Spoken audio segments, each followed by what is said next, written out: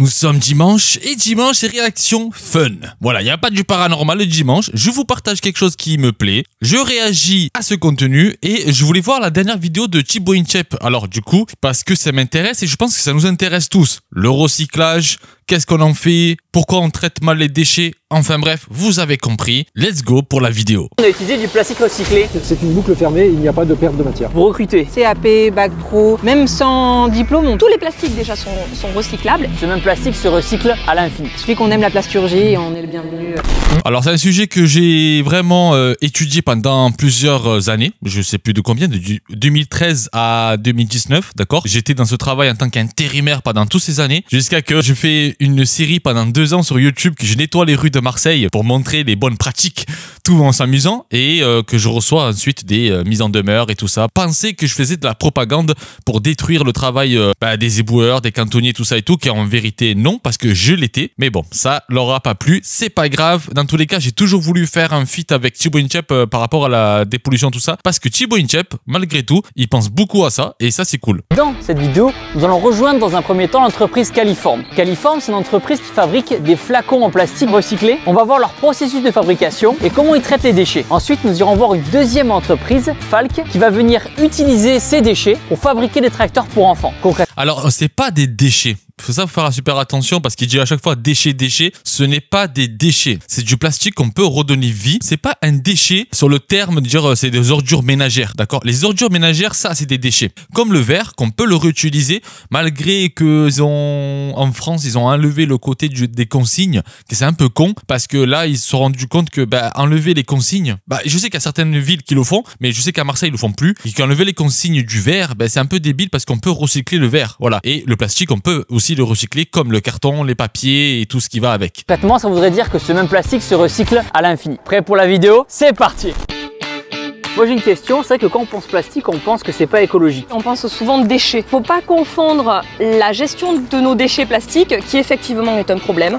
On gère mal ce qu'on produit. Ah oui, on gère très mal. Mais la France, elle est en retard pour ça, quoi. On gère mal nos déchets et la production de plastique et la production des flacons plastiques. C'est un gros a priori parce qu'aujourd'hui, de plus en plus dans la profession, on fait ce qu'on appelle des ACV, des analyses de cycle de vie du produit au complet, de la matière première, de la transformation de la matière première à la transformation du pack jusqu'à la mise sur le marché. On analyse tout ça et on s'aperçoit qu'il faut très peu d'énergie pour produire un flacon plastique. Vous allez produire un flacon plastique à 180 degrés, 200 degrés. Donc en termes de transformation, c'est peu énergivore. 2, en transport, c'est peu énergivore parce que c'est léger. Et 3, en termes de recyclage, c'est le top du top parce que tous les... Et ça serait moins cher s'ils font de l'énergie verte. Voilà, parce que si on prend tout ce qui est les jardiniers là qui jettent tout ça et tout, qu'on récupère toutes ces plantes et tout ça là qui sont mortes ou arrachées par les jardiniers, bon enfin bref vous avez compris. Si on récupère tout ça et qu'on les fait on va dire fermenter, ça fait plus d'énergie. Mais vraiment ça peut durer 3 mois sur un petit tube et tout. Bon, enfin bref c'est trop de détails. Et si on produit de l'énergie verte, du coup c'est moins cher. Je m'arrête pour complémenter en fait ce qu'elle dit, mais pour l'instant il n'y a pas d'erreur parce que c'est vraiment ça en fait le recyclage. Les plastiques déjà sont recyclables et ça se recycle très facilement puisqu'on broie les packs et uniquement on réinjecte. On n'a pas besoin de refondre à des températures excessives. Uniquement on réinjecte et on refond et on ressouffle à 200 degrés. Dans cette vidéo, on va voir comment on fabrique un flacon de produits cosmétiques. La première étape, ça va être d'aller voir le matériau. Stéphane, ici, qu'est-ce que c'est du coup alors? C'est le matériau, la matière d'origine. Avant d'être un flacon ou un pot ou une capsule, c'est des micro-sables. J'appelle ça, moi, les micro-sables. Contrairement aux idées reçues, c'est pas liquide. Comme c'est des matériaux souvent extraits à l'origine ou rebroyés, on les reçoit en granulés. Et après, on les fait fondre. Et un coup qu'ils atteignent la température de fusion, on les moule. Du coup, Stéphane, toi, tu travailles... Comme le verre, en fait. Le verre, c'est du sable avec d'autres matières et qu'on va le faire fondre. Et après, tu peux le moduler, tu fais ce que tu veux. C'est pareil que le plastique, en fait. Chez Biodharma, tu travailles avec l'entreprise Caliform qu'on est en train de visiter. Pourquoi tu travailles avec eux, du coup, alors? C'est pour développer le territoire. Avant tout, je viens le faire dans la région Aubugé. C'est la région où il y a tous les transformateurs de la chaîne industrielle du plastique. Après, il y a un procès d'intention sur le plastique. C'est vrai que ça a des sources ou des origines fossiles. En revanche, les industriels cherchent des solutions. On cherche à réduire justement les parois. On a des solutions pour traiter les déchets et refaire du plastique à partir des déchets, du biosourcé, du recyclage enzymatique, du recyclage chimique. Je travaille avec Caliform depuis 20 ans pour développer le territoire, permettre aux écoles de former des futurs ingénieurs et que l'emploi reste local pour ne pas désindustrialiser la France. France. On pourrait aller l'acheter en Chine, dans des pays low cost et tout ça. Et nous, la majorité de nos achats sont en France. Ça, c'est bien. Et je comprends pas pourquoi l'État français taxe la production française. Alors du coup, il y en a beaucoup qui, ça je parle comme ça parce que je connais cette technique, il y en a beaucoup que vu que tu taxes les produits français parce que tu produis en France, mais l'État taxe beaucoup en fait. Faut pas nier ce truc-là. Alors beaucoup d'entreprises vont aller voir la Chine parce que déjà le produit, elle est, on va dire, 10 000 fois moins cher. Et en plus, niveau des taxes, parce que dans tous les cas, ils vont taxer, tu vois, taxer la douane, taxer les trucs, il y a plusieurs taxes, d'accord? Mais dans tous les cas, ça serait toujours moins cher parce que la matière première, elle est moins chère. Du coup, pourquoi ils vont en Chine? Vous avez compris. Là, ils se permettent de faire ça parce qu'ils veulent garder ce côté patriote. Et attention, parce que quand on dit qu'un patriote, maintenant en France, on pense RN. Je sais pas pourquoi, mais bon, ça c'est politique. Le truc que j'ai envie de dire, c'est que si des entreprises vont en Chine, parce que la matière première, elle est 10 fois ou 20 fois moins chère que la matière française, à cause des taxes. On peut pas me dire le contraire parce que j'ai beaucoup étudié ça.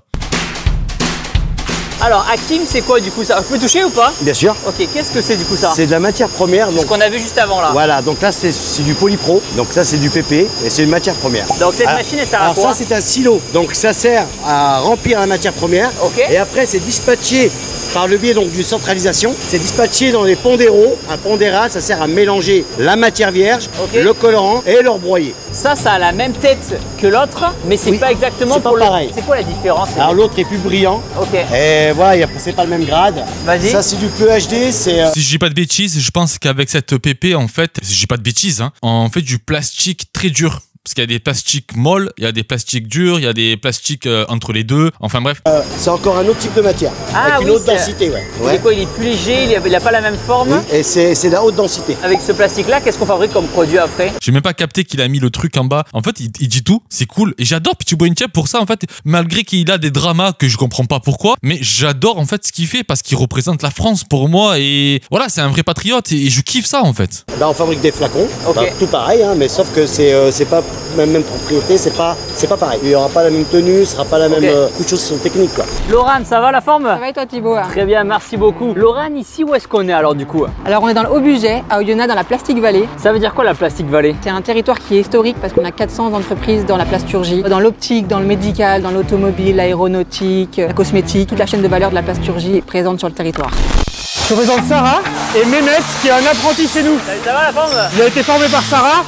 Et il va finir son apprentissage, il aura un métier quoi. Ouais, Stéphane, la machine qui est derrière nous, elle sert à... Et oui, très souvent on n'en parle pas, mais dans ce genre d'usine, en fait, quand tu fais ton apprentissage, tu finis par avoir un CDI, en fait, et ça c'est cool. Ils ont vraiment besoin de main d'œuvre, ces gens-là, et il faut les encourager. Et surtout, vous devez trier vos déchets, en fait. C'est ça qui est mal géré parce que certains citoyens, et j'ai bien dit certains citoyens, ils ont du mal ou la flemme, ou ils ont pas envie. Voilà, parce que c'est même pas la flemme, il y en a certains qui sont pas envie d'aller trier. On a pris cette habitude de tout mettre dans le sac, comme ça, tac, et voir un conteneur, qu'on appelle ça le ordure ménagère, le OM. Ce conteneur marron ou noir pour certaines villes, on jette dedans. Basta.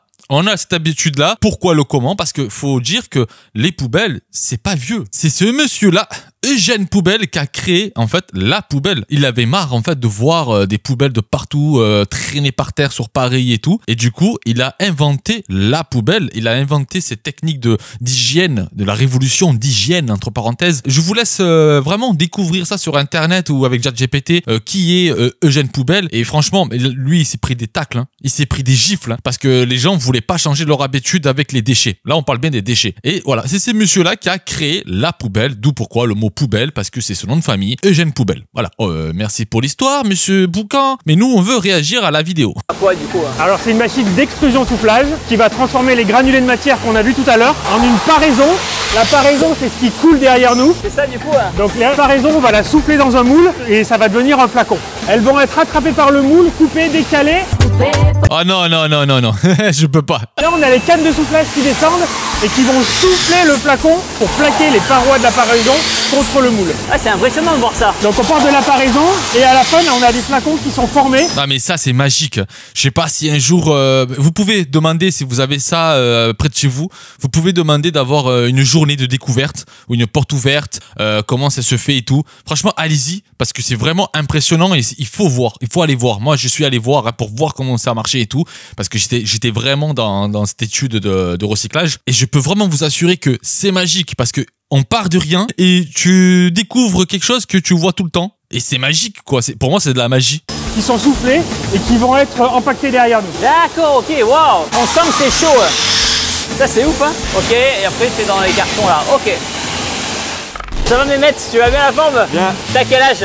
18. T'as 18 ans? Du coup, c'est quoi ton métier ici, toi? Moi, je suis en formation de technicien en extrusion soufflage. T'as fait quoi comme étude à la base? Je suis en CAP en conducteur de ligne. Après, mes profs m'ont dit de continuer en bac pro. Je suis continué en bac pro plasturgie. Après, mon père, comme il travaille ici. Il a de l'avenir, ce jeune. Il a de l'avenir parce qu'il sait qu'est-ce qu'il est en train de devenir. Parce que sachez qu'en 2050, tout va changer. Parce qu'ils veulent faire tout maintenant, tous les trucs maintenant pour 2050. Et lui, il a de l'avenir. Il était cariste, il m'a dit c'était intéressant comme métier. Bien sûr. Du coup je suis venu là, j'ai vraiment aimé. C'est quoi que tu kiffes dans le métier du coup ici là? C'est tout ce qui est mécanique, les réglages et tout, ça me plaît vraiment. Qu'est-ce que tu apprends toi ici dans l'entreprise? Les réglages des machines, démarrer une machine, le début encore. Mais bonne continuation à toi en tout cas. J'imagine. Et les gens qui ont peur des robots qui remplacent les humains, c'est impossible qu'un robot, qui va remplacer un humain, parce qu'on a toujours besoin d'avoir un humain derrière pour contrôler, entre parenthèses, le robot. Parce que si vous remarquez bien, tout est travaillé avec de la IA là-dessus. La IA, c'est l'intelligence artificielle qui gère les robots, qui en met des codes, des modales pour pouvoir faire les trucs, parce qu'un humain ne peut pas mettre la main sur un truc à 300 degrés, vous avez compris. Enfin bref, et heureusement qu'on a ces humains derrière, hein, même ces jeunes apprentis que je l'encourage, parce que franchement, bravo à lui, parce qu'il a de l'avenir, travailler sur les machines et de contrôler les machines, de voir si tout va bien, tout voilà. Alors n'ayez pas peur, si on voit de plus en plus de machines robotisées à travailler à la place des humains, c'est juste qu'il prend la place, on va dire, d'un travail ingrat, parce que entre nous, qui va vouloir mettre la main sur un chauffage à 300 degrés? Personne. Et les machines sont là pour ça, parce que voilà, c'est des machines. Mais arrêtez de penser que les machines vont remplacer l'humain. Non, c'est impossible. On aura toujours besoin de nous pour avancer et évoluer dans le temps. J'imagine qu'il y a beaucoup de jeunes qui me regardent et qui n'ont pas de métier, pas d'emploi. Et vous recrutez, c'est ça? Oui. Bah oui, ils recrutent, mais toutes les personnes qui font ça, parce que c'est un nouveau métier, parce qu'on appelle ça un nouveau métier, comme truc, parce qu'on dit ouais, c'est ancien, mais en fait, c'est jeune encore. C'est encore jeune. Et oui, ils ont besoin de main-d'œuvre. C'est ce que j'avais dit au début de la vidéo. Allez, petite pub pour cette entreprise. Pour tous les niveaux, en fait, CAP, bac pro, même sans diplôme, on peut être formé en entreprise, en fait, voilà, que ce soit un métier de monteur-régleur, on peut même aller jusqu'au niveau ingénieur. Ok. On a un campus de l'INSA sur Oyonnax. Il suffit qu'on aime la plasturgie et on est le bienvenu. Trop bien. Voilà. On a un projet d'école de production, on a un centre technique de recherche en plasturgie. Comment ils font pour postuler? Il y a un lien? Ils peuvent nous écrire directement, en fait, voilà, nous on voit le projet de la personne et on le conseille au mieux, on est vraiment là pour accompagner les personnes au maximum. Vous aurez un mail juste ici et dans la description, un CV, lettre de motivation. CV, lettre de motivation, voilà. Le plus important, c'est la lettre de motivation, les amis, si vraiment vous voulez faire ça, ou peut-être encourager vos petits-enfants ou des amis qui ont 18, 19, 20 ans, même 30 ans. Faites une lettre de motivation et expliquez pourquoi vous voulez faire ça, l'impact de l'avenir de notre terre et tout. Enfin bref, vous avez compris, la lettre de motivation elle est beaucoup plus importante que le CV. Ces ingénieurs, ces chercheurs, ils sont là pour tendre la main à les nouvelles générations qui vont perdurer dans le temps et en fait ils vont le former. T'as pas de diplôme, tu rentres, t'es motivé à vouloir travailler là-dedans, ils vont tout apprendre. Voilà, même si t'as pas de niveau, ils vont tout apprendre et c'est très facile, surtout dans ce métier, de monter en grade et même de devenir chercheur. C'est un truc de dingue en fait. Là, juste, ils nous expliquent le projet et nous, on les recontacte. Est-ce qu'ils seront bien payés? Oui, alors en plasturgie. Mais moi, je regrette des fois de ne pas être allé dans l'industrie parce que c'est des bons salaires, même quand on sort des études. Et la région, est-ce qu'elle est belle? Parce qu'il faut les attirer aussi dans la région. C'est une belle région. Ouais, c'est beau, franchement, c'est plus beau que Marseille. Franchement, moi j'adore ça. J'adore ce truc de très verdure et tout. Tu respires, t'es pas malheureux, j'adore ça. À Marseille, quand t'as que du béton, t'es anxieux, t'es pas heureux. Là, tu vois ça, tu respires la bonne air, quoi. Tu respires les plantes, c'est magnifique. Il fait beau, il fait beau. Il fait beau, on a le ciel bleu, on a le lac, la montagne, on a tout ce qui est sport aussi si on aime le trail, si on aime le rugby, si on aime le foot, voilà, c'est tout de présent sur le territoire, on est super bien. Donc si vous cherchez un job, adresse mail, description, lettre de motivation, CV et bon courage. Julie, la machine qui est derrière nous, elle sert à quoi alors? Donc là, c'est pour souffler des flacons. On va être en éjection soufflage. Il y a deux process de soufflage. On l'a vu sur le premier, en extrusion. Là, on est en éjection soufflage. Donc là, on va être en 2 étapes. On est plus pour de la grosse capacité et on va utiliser du PET. 2 étapes, il y a l'injection. On va injecter ce qu'on appelle une préforme. Cette préforme, on va ensuite la souffler dans un moule finisseur. C'est le deuxième procédé. Okay. Le préforme, c'est quoi? C'est du plastique liquide un petit peu? C'est du plastique solide. En injection, tu vas peu avoir de perte de matière puisque tu n'as pas les carottes, les déchets comme en extrusion. L'autre avantage de l'injection plastique, c'est que tu vas mieux maîtriser la répartition de la matière. Tu vas pouvoir diminuer ton poids et donc travailler des parois très fines et donc réduire les poids des flacons. Et donc moi on utilise... On voit qu'elle est vraiment dedans, qu'elle adore ça. On va essayer de construire pour faire moins de pertes. Voilà. Et ça, tu vois, ça se voit qu'elle est vraiment dedans. Et si vous avez remarqué un truc, les amis, je sais pas si vous l'avez remarqué pendant ce reportage, il y a autant de femmes que d'hommes. Hein. C'est juste pour préciser. Il y a autant de femmes que d'hommes dans cette histoire. Utilise de plastique, et mieux c'est. Quel type voilà, comme je dis, si tu utilises moins de plastique, mieux c'est. Voilà. Et dites-vous que tout ce que vous avez, hein, tous les bouteilles de plastique que vous avez chez vous, recyclez. Pensez à recycler. Il y en a plein qui disent ouais, mais c'est du plastique, ça pollue. Non, ça ne pollue pas, parce qu'en fait, comme il a dit dès le début de la vidéo, c'est moins polluant de recycler du plastique que de recycler du verre, par exemple. Le verre, faut chauffer là. de métier vous recherchez alors? Alors tout type de métier, on peut faire monteur-régleur, technicien de maintenance, travailler dans l'injection, dans l'extrusion soufflage, dans le contrôle qualité, on peut être même dans les moules, voilà, il y a plein de métiers. Les moules? Elle n'est pas les moules à manger? Oh là là, Thibaut. Non, les moules. Ah les moules. d'accord, On a vu d'accord. quand on injecte les... Oui, bien sûr, un moule. Ouais, un moule. Thibaut, il est vraiment à côté de la plaque ou il le fait exprès? C'est pas possible. Très bien. Claire, ici où est-ce qu'on est alors? Nous sommes dans l'atelier décor. Tout à l'heure on a vu les bouteilles plastiques, les flacons. C'est quoi Encore une fois, je précise, tu vois, c'est encore une dame. la suite? On imprime les flacons. Vous imprimez quoi, la couleur dessus? Oui, tout à fait. Donc on travaille avec des encres. Ok. On passe les flacons dans la machine, on imprime. Si vous êtes là pour vraiment mettre un visuel sur le flacon. Tout à fait. Le packaging. Le packaging, exactement, le packaging en fait, c'est la marque. Pas que ce soit tout nu entre guillemets. Pour un passage machine, on peut imprimer jusqu'à 4 couleurs. Du coup, on a un exercice à faire, c'est ça? Oui. Alors, s'il peut imprimer 4 couleurs, si je dis pas de bêtises, c'est de la sérigraphie alors. Parce que ça veut dire que, ouais, elles étudient ça en fait. Je pense que c'est de la sérigraphie si je dis pas de bêtises. Alors, montre-moi ça. Oh! Voilà. Ouais, c'est de la sérigraphie. Totalement, parce que ça, c'est avec ça qu'on peut faire aussi même des t-shirts, des pulls et tout, en sérigraphe. Ok, on va faire un flacon Team Shape. Qui va nous servir d'imprimer en fait sur le flacon. Donc avec une racle, une contre-racle, on va mettre l'encre dans l'écran et ça va nous permettre de napper avec la contre-racle et d'imprimer avec la racle sur le flacon. Je peux le faire? Bien sûr, ok, c'est prévu. Allez, vas-y, let's go. Et tu fais de la pub, il te faut un peu aussi de la pub, hein, c'est normal. Hein. Super. Ok, bon, parfait, voilà. il y en a déjà un qui est installé. Là, il y en a déjà un qui est installé. Ok. Je te propose de mettre de l'encre. Ouais, bien sûr. Toi-même dans l'écran. On met des gants. Oh, c'est de l'encre, ouais. Ouais, c'est ça. Alors, tac, tac, tac. Je passe sur le logo, c'est ça? Alors, pas directement dessus. Ok. Tac, tu fais des lignes. Et tu peux en mettre plus. Hein. Ok. Là, tu peux rajouter, hein, franchement, tu peux rajouter. Hein.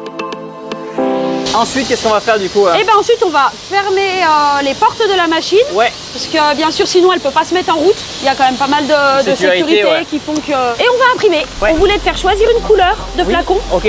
Pour alimenter directement la couleur que tu choisis. Ok, ça marche, vas-y. Éventuellement. Ok, vas-y. Hop là. Là, je choisis ma couleur de flacon. Oui, tout à fait. Ok, j'aime bien, le vert, elle sort bien. Donc bon vert, choix. donc là, on va imprimer le logo dessus là. Oui, tout à fait. J'adore cette couleur parce que ça représente vraiment pour moi le côté énergie vert ou ce côté, on va dire, bio. Allez, ok, let's go.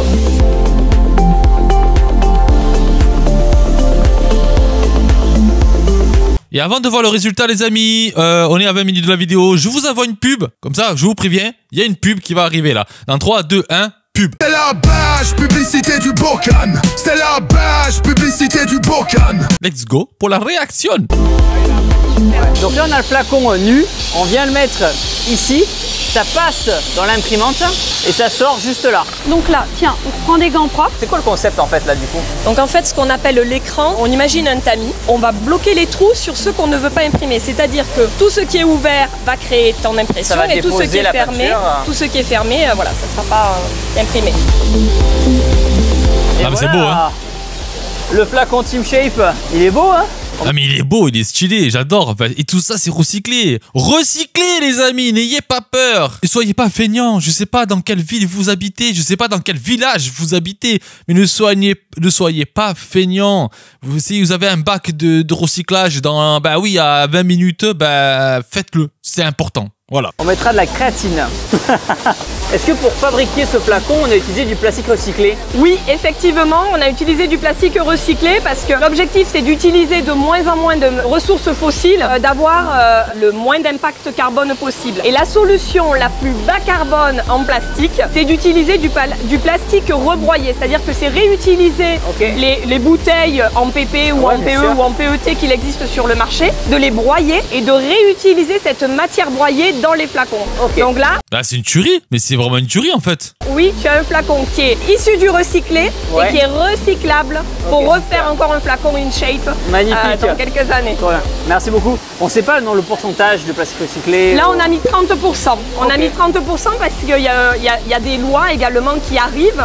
La loi PPWR, qui est une loi d'harmonisation pour l'Europe et qui va demander du coup des objectifs de réutilisation de recyclé. On demandera 30%. D'accord. Donc 30% de ce flacon, c'est du plastique recyclé. Exactement. Il y a plusieurs manières. S'il n'y avait pas cette loi, ils auraient fait ça à 100% et du coup, ben voilà, il n'y aurait pas de problème. Manière de recycler le plastique, le plus connu, le plus écolo, c'est on prend les bouteilles, on les broie et on refait des bouteilles. Une autre solution pour éviter l'impact couleur, c'est de recyclé. Exactement. Il y a plusieurs manières de recycler le plastique. Le plus connu, le plus écolo, c'est on prend les bouteilles, on les broie et on refait des bouteilles. Une autre solution pour éviter l'impact couleur, c'est de prendre les bouteilles et de les ramener, de prendre la matière, de la broyer, de les ramener à l'état chimique. C'est-à-dire ce sera plus palpable, donc là ça va être un peu abstrait ce que je vais te raconter.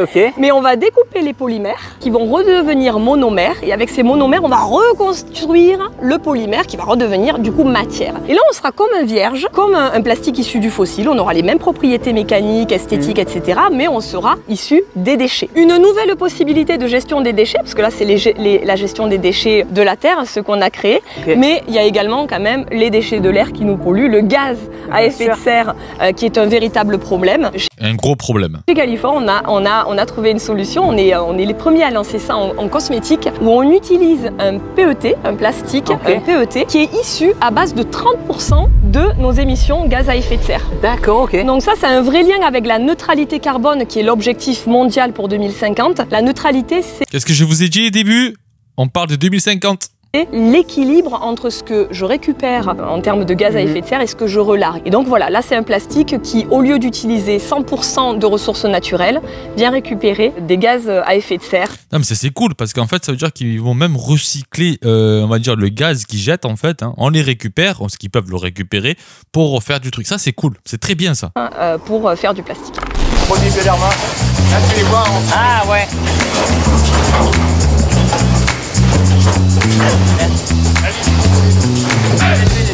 Avec tous les écrans, 1, 2, 3, 4, 5. Qu'est-ce que tu as fait comme étude toi, Claire? Alors moi j'ai commencé au lycée Arbescarne. C'est à côté d'Oyonnax ici oui, là? Oui, c'est à Oyonnax même. Avec un CAP de sérigraphie, ça m'a permis d'évoluer, d'avancer au sein de ma société. Tu fais quoi? Qu'est-ce que j'avais dit dès le début? C'était de la sérigraphie et je me suis pas trompé. Maintenant que tu travailles ici Ça va faire 20 ans. 20 ans, ah oui, trop bien. Elle a quel âge, wesh? Si ça fait 20 ans qu'elle est là. C'est quoi le nom de ton métier, toi? Alors là, actuellement, c'est chef d'atelier. Alors en fait, j'ai évolué petit à petit. Par rapport aux connaissances que j'ai appris donc, en faisant mes 2 années de CAP sérigraphie. Ça m'a beaucoup apporté et je trouve ça très intéressant. Trop bien, voilà. Bonne continuation à toi pour la suite en tout cas. Merci beaucoup. Plaisir. Petite dédicace. C'est pour la famille, pour les proches. Exactement, on va vous mettre des points mais tu pourras partir avec. Ok, super, trop bien. Pour la salle de bain là. Tout ça, c'est des défauts. Qu'est-ce qu'on en fait de ces défauts là? Donc ces défauts, ils arrivent au démarrage. C'est-à-dire que quand on règle la machine, il y a quelques pièces qui sont défectueuses. Ça, on va pas le perdre, on va le réutiliser. Et c'est l'avantage du territoire de Haut-Bugey. C'est-à-dire qu'on a des sociétés qui peuvent donner une deuxième vie à ces produits. Et si tu veux, on va voir. Allez, on va voir. Ah, ça c'est bien ça. Ça c'est cool parce que là, les défauts, le jettent à la poubelle. Hein. Deuxième entreprise qui va récupérer tout ça. Absolument. Ok, let's go.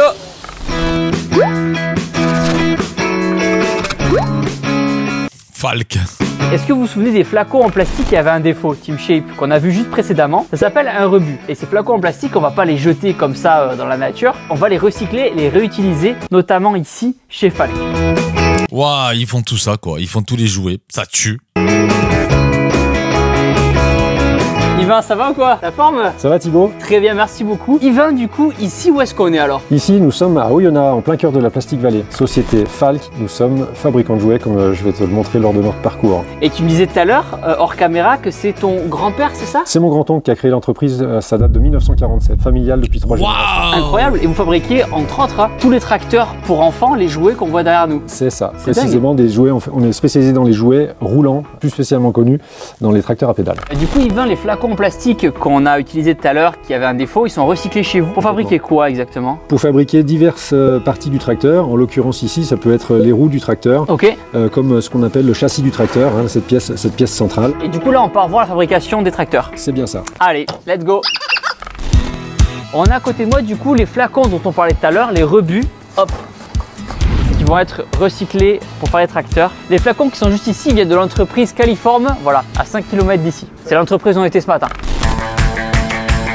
Alors Thibaut, nous voici dans l'atelier de recyclage des matières plastiques, plus particulièrement le broyage. On va recevoir tous les flacons, on va les vider dans ce gros déchiqueteur. On peut en vider des grosses quantités, c'est ça l'avantage. Ça va le broyer, ça va faire des gros flocons de matière, un peu de cette taille-là. Ils vont monter dans cette vis sans fin, ça va faire alimenter la matière dans ce broyeur qui va faire des flocons plus petits, jusqu'à ce que la matière finale tombe dans ce bac. Ah ouais. Elle va être employée après directement. On peut le toucher ça ou pas? Complètement. Donc ça c'était des flacons, on peut s'en rendre compte d'ailleurs, il y a des inscriptions dessus. Et cette matière on va l'utiliser directement. C'est incroyable ça je la connaissais pas cette technique parce que là c'est beaucoup plus fin. Directement sur nos machines, comme vous allez le voir par la suite. Ok, je vais jeter la bouteille.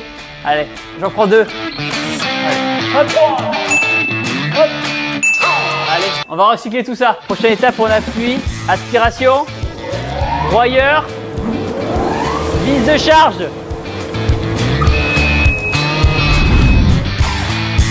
C'est la même chose qui pour les arbres si vous captez. Ah c'est joli hein, franchement j'adore. J'adore.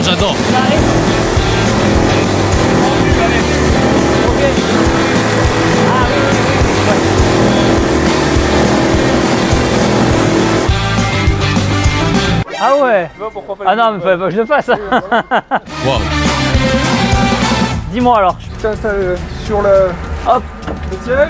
Ouais. Ah il teste tout, ça tue. J'adore Thibaut. Ça c'est les freins. Ok, ah il y a 2 freins. Ok. Simplement. Accélérateur. Ok, je vais aller tout doucement de toute façon. Ok. Voilà. Allez, c'est parti. Let's go. Voilà. Selon toi, pourquoi le plastique a une mauvaise image? Est-ce que c'est l'éducation des gens qui jettent du plastique par-dessus la portière de la voiture? Ah, c'est horrible. Alors effectivement, il y a un côté éducation. On retrouve énormément de plastique, mais pas que. Hein. Il y a des canettes, il y a des bouteilles de verre, il y a beaucoup de déchets dans l'environnement. C'est vrai que quand on pense plastique, souvent, on pense un peu aux fleuves remplis de bouteilles plastiques.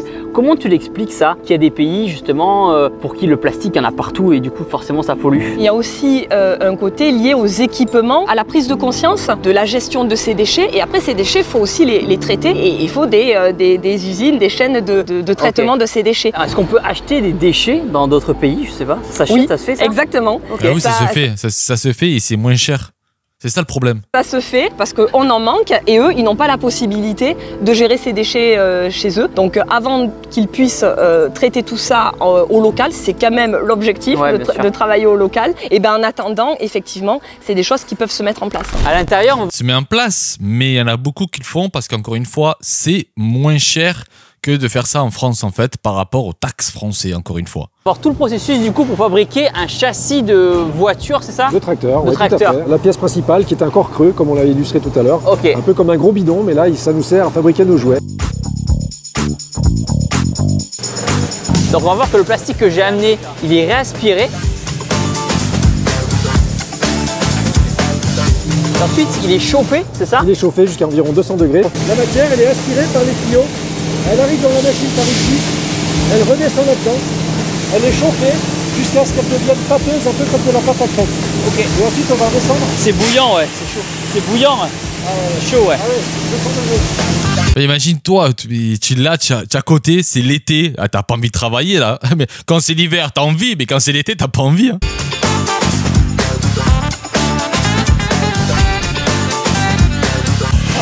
Super, ça va, on va chanter.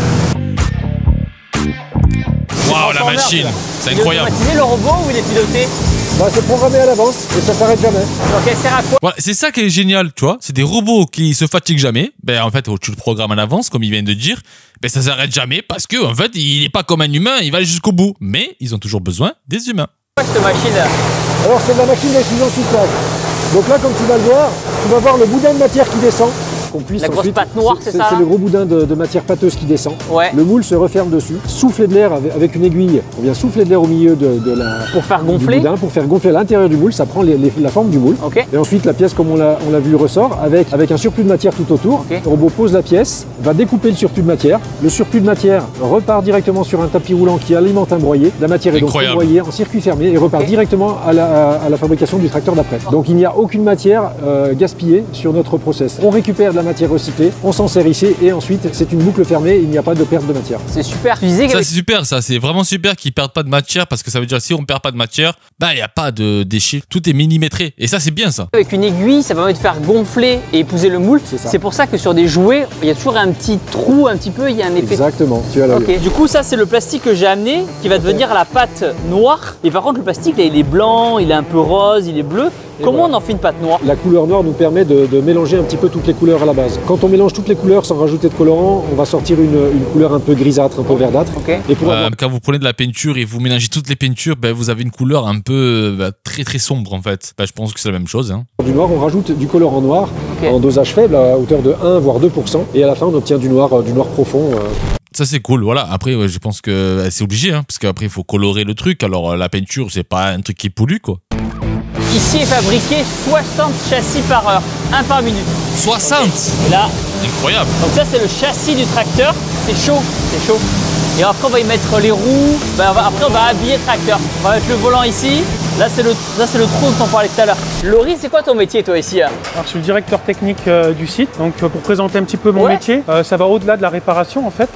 Il y a la maintenance qui est englobée dans le métier de la partie technique. Donc on va faire le choix des équipements. Donc en fait c'est un métier qui a un défi permanent. On est en permanence en train de rechercher les nouvelles technologies. Et c'est passionnant en fait. Il y a quelque chose qui est vraiment intéressant dans notre métier, comme on peut le voir sur cette machine, c'est de faire de l'amélioration. Et ça fait vraiment partie du métier de la maintenance et c'est vraiment passionnant. Parce qu'on va utiliser de nombreux outils, donc que ce soit l'informatique, mais aussi l'intelligence artificielle aujourd'hui. Ah, vous l'utilisez maintenant? Ouais, j'utilise. Comment concrètement par exemple? Alors pour de la recherche de panne, mais aussi quand on fait de la programmation, on a une base de données avec l'intelligence artificielle qui est en permanence en évolution. Et en fait on va se servir de la base de données pour nous aider à programmer aussi les robots. Ça nous permet en fait Ça c'est une tuerie, j'adore ça. Franchement, vive l'évolution, j'adore cette technique-là. Voir d'autres possibilités sur la programmation qu'on fait simple et on voit qu'il y a d'autres possibilités pour améliorer notre cycle. Alors ici c'est toujours le même procédé, on voit le boudin de matière qui descend. Ah ouais, le boudin là. Et on va voir le moule qui va venir rattraper le boudin de matière. Ah ouais, il y a la roue qui arrive. Et voilà la petite roue. Et la petite roue. Tiens. Même concept pour la roue du tracteur. Pas brûlant? Non, ça va. Et là, du coup, en face de moi, il y a un robot qui va venir palettiser, mettre les roues sur des palettes. C'est moi, celui-là, le robot. Oh, vive les machines. Hein. J'adore les machines. Vive les machines.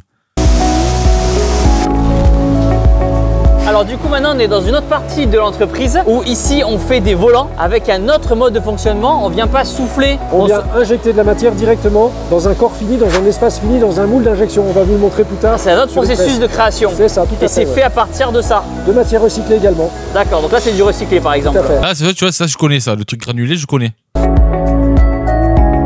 Ouais, c'est pour faire le plastique très dur en fait, d'accord, ok. Là c'est le produit final, tac. C'est ça.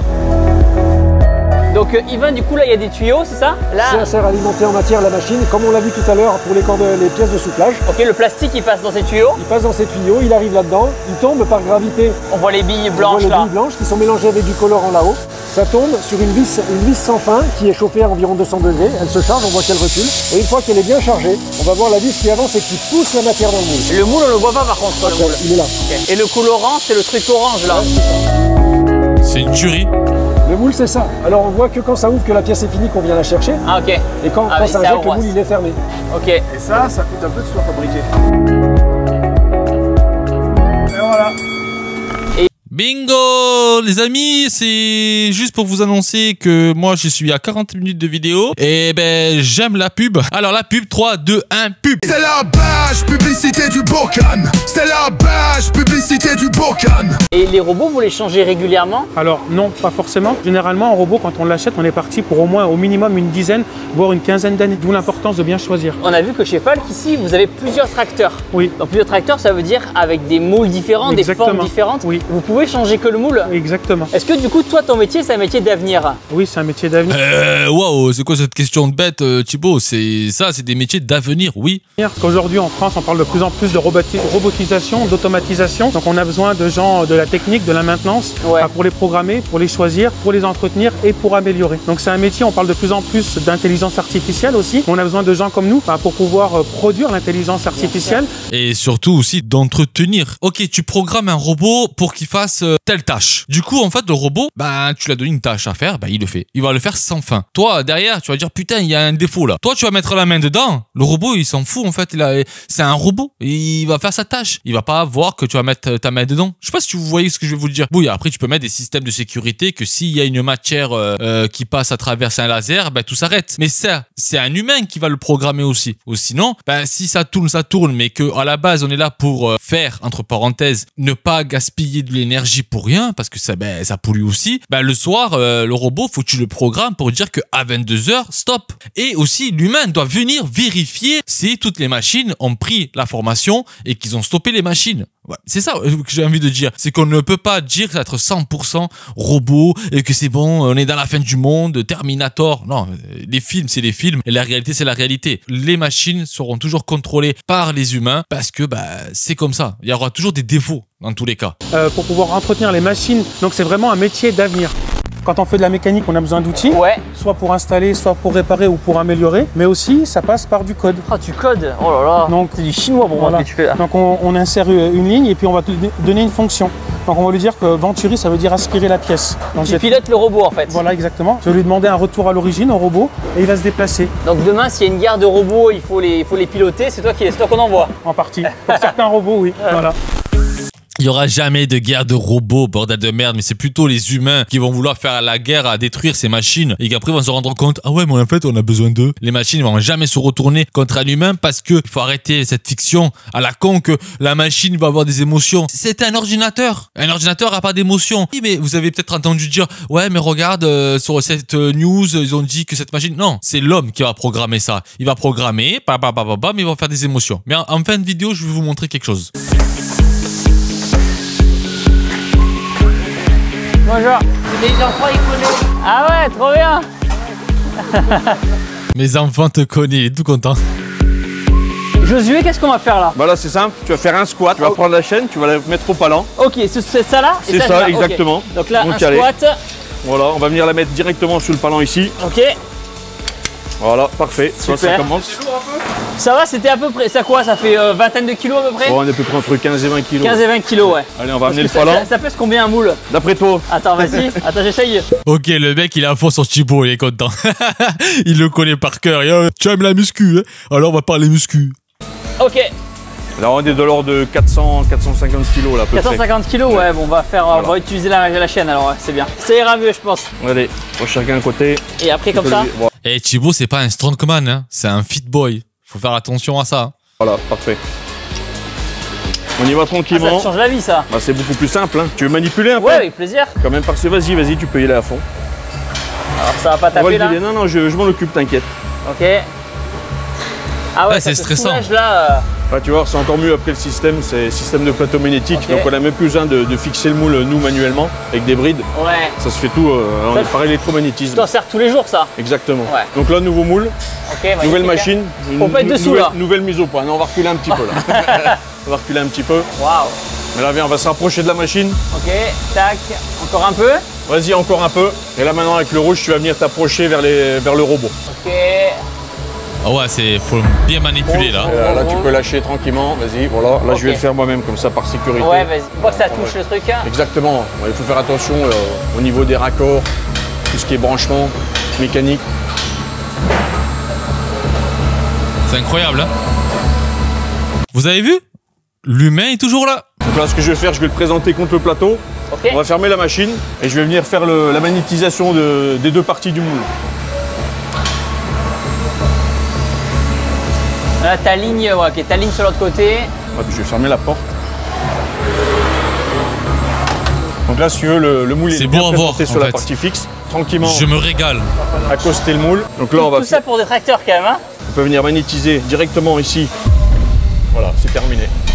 Donc tu vois, au niveau manipulation, super. Hein. C'est des machines de dernière génération. Bon, on est beaucoup soulagé, surtout au niveau travail musculaire, tout ça, TMS. Donc ça aide aussi au niveau des régleurs, les techniciens, tout ça dans leur travail. Impressionnant, hein. Combien de tracteurs vous produisez par semaine? Alors, je sais que c'est à peu près 2000-2200 maximum par jour. Waouh, mais c'est un chiffre colossal pour moi, ça. On arrive, ouais, si tout se passe bien, entre 5 et 6 000. Wow. Super. Tu dois faire des packs quand même pendant la journée.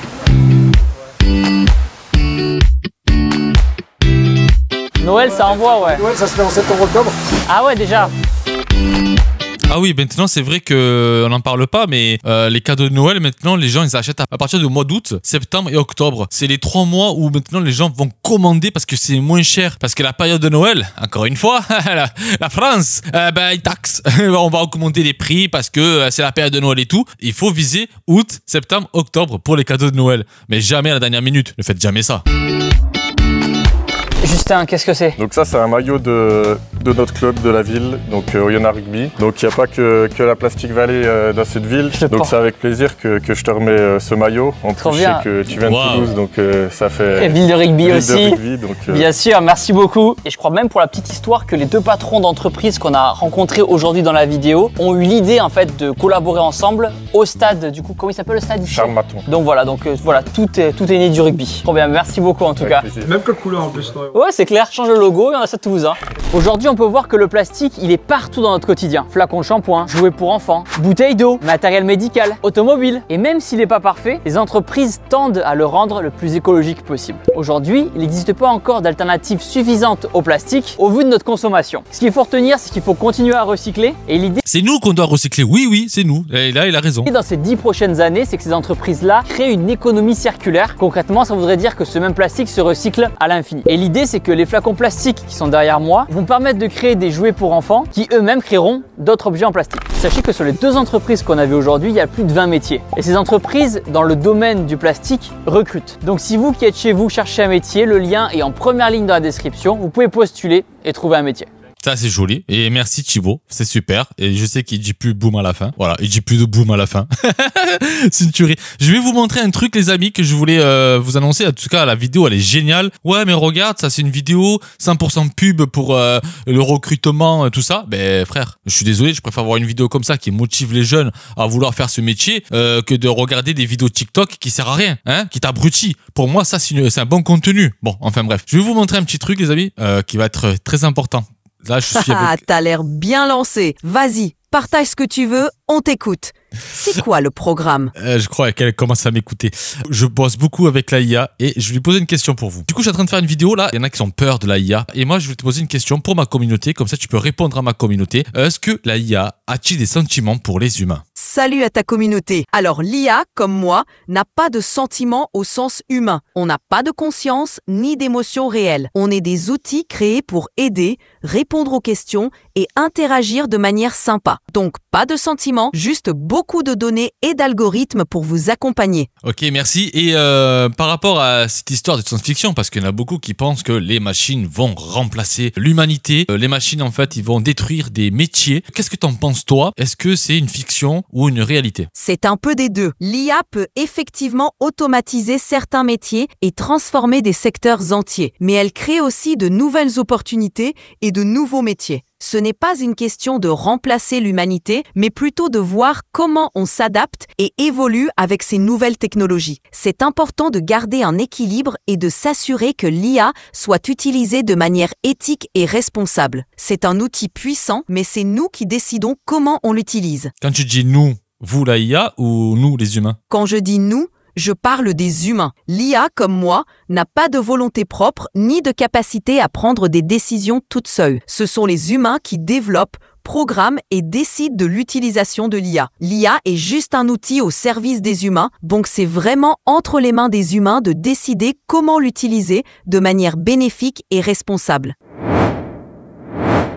C'était quoi ce bruit? Désolé, c'était peut-être un bruit de fond ou un petit bug. Si t'as besoin de clarifier ou de plus d'infos, hésite pas. Ouais, c'est mon micro. En fait, c'est mon micro qui fait un aller-retour. Enfin bref. Vous avez vu que la IA ne peut pas faire des trucs qui ont vraiment besoin d'humains. Moi, je trouve que c'est génial qu'on utilise la IA pour évoluer, on va dire, tout ce qui est tri de déchets pour l'humanité en 2050. J'ai juste une question pour toi, ma petite Eve. Je voulais savoir, qu'est-ce que tu en penses, toi, en tant que IA, le projet que l'humanité veut utiliser l'intelligence artificielle avec les robots, tout ça et tout, pour mieux traiter les déchets, le recyclage pour 2050? Franchement, c'est une super idée. Utiliser l'IA et les robots pour améliorer la gestion des déchets et le recyclage, c'est non seulement possible, mais ça peut avoir un impact énorme sur l'environnement. En optimisant le tri, en réduisant le gaspillage et en augmentant l'efficacité du recyclage, on pourrait vraiment faire une grosse différence. Ça montre que la technologie peut être un atout puissant pour des projets écolos et durables. En gros, c'est une direction hyper prometteuse. Voilà, on va s'arrêter là. Nous les amis, on se dit à bientôt. J'espère que vous avez aimé ce documentaire de Thibaut InShape et mes réactions. Je vous enverrai le programme sur le post sur YouTube. Normalement, si je dis pas de bêtises, les mardis, les vendredis, il y aura des vidéos React Paranormal. Et les dimanches, toujours ce côté un peu fun, un peu de divertissement, tout ce qui va derrière, qui n'a rien à voir avec le paranormal. Je vous fais des bises et je vous dis à très bientôt. Ciao! C'était les réactions du bouquin San. C'était les réactions du bouquin San. C'était les réactions du bouquin San.